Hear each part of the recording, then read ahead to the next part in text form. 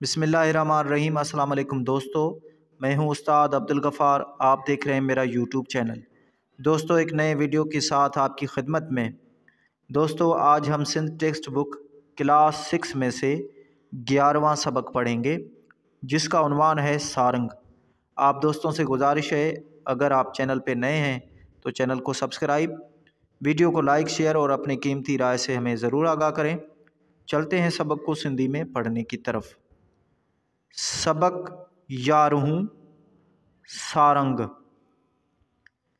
मेहर संदा मीह शाह वसाई शल, झुरियल मुंहिंजी झूपड़ी बिना झले झल, काहिल ते कहल कंदे शाल करीम तूं, वसे पयो वॾ फुड़ो भिनियूं भिट भरियूं, भटारियूं भिटनि तां वथाणे वरियूं, खीरनि जूं खरियूं चाॾियूं ॾिनऊं चाह मां, वाली वसाएज दर्द मंदीअ जो देस, पिरी मूं परदेस उठी ईंदमि ओॾड़ा, उतरां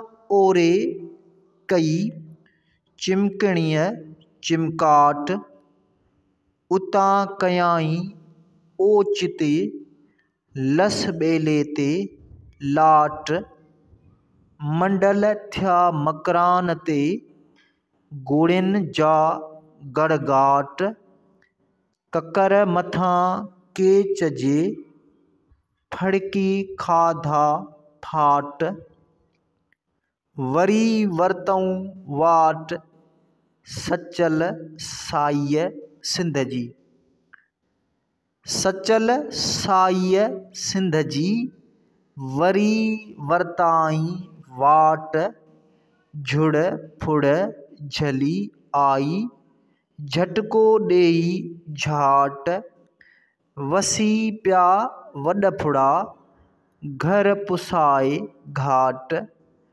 लाथी उञ उसाट सारंग संघारन जी।